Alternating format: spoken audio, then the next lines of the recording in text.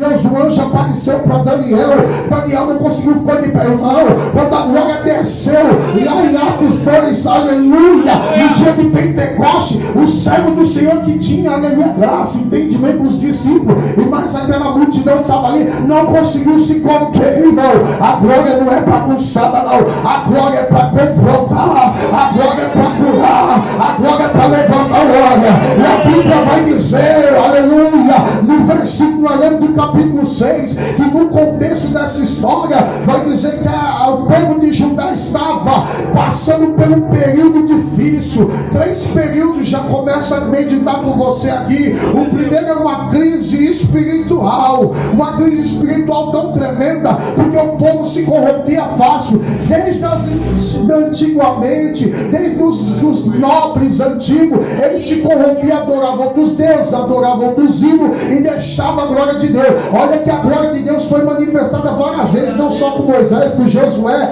com os profetas, com os reis, com os servos do Senhor, mas o povo tem essa mania, e não mudou no dia de hoje. Qualquer coisinha que não dá certo, se vende, se troca, mas eu quero te dizer que a glória de Deus ainda continua, porque nesse capítulo nós vemos que a glória de Deus enche a terra, pastores. A glória de Deus, pastor, mas como está a glória de Deus se o mundo é pecado? O mundo é do maligno, mas quem está nele, ainda o Senhor tem uma obra, e a glória está procurando. Jesus disse, aleluia, João 4:24, é necessário adorar em espírito. Tem adorador essa noite, tem adorador aqui na casa, porque Deus está querendo, aleluia, te achar. Ele está na casa, ele está presente, só que a atitude de adorar é minha.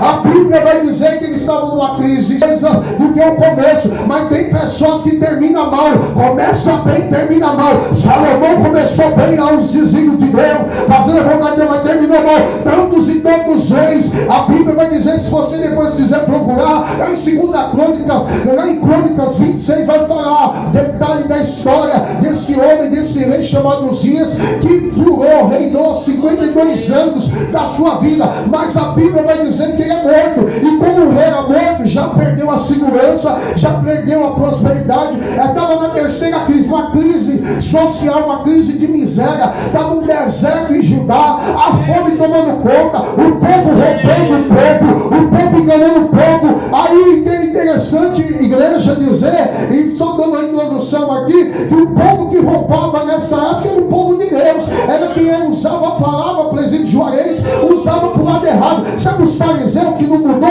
Irmão, por aí ainda tem assim, não mudou nada no século XXI, está cheio de fariseu dirigindo obra, dirigindo ministério, usando da ovelha, comendo da ovelha, destruindo a ovelha, e quando a ovelha pede socorro, e vem dele. O verso 3, os olhos do Senhor estão sobre a terra.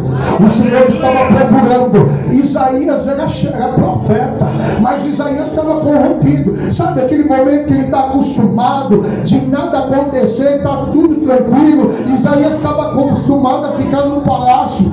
Diz a história que Uzias era meio que parente dele, primo. Diz que ele estava ali, mas teve que acontecer algo. E aqui eu começo a meditar nessa noite. Talvez nós estamos assim, parados, acostumados. Nada acontece, nada de bom, nada de ruim, então eu vou ficar quietinho no meu. Mas a Bíblia vai dizer que depois de uma calamidade, depois de uma desgraça, depois de uma situação de morte, depois que este homem veio a falecer com lepra, o Senhor, aleluia, se apresenta. E diz a palavra que foi nesse exato momento que Isaías olhou para o céu, algo aconteceu, ele viu a glória de Deus. Foi necessário acontecer a desgraça, foi necessário vir o deserto, foi necessário vir a morte, foi necessário vir o luto, para que os olhos desse homem enxergassem a glória. Irmão, Deus está mandando dizer para alguém já nessa noite: eu estou permitindo o vale, eu estou permitindo a luta, eu estou permitindo balançar sua tenda,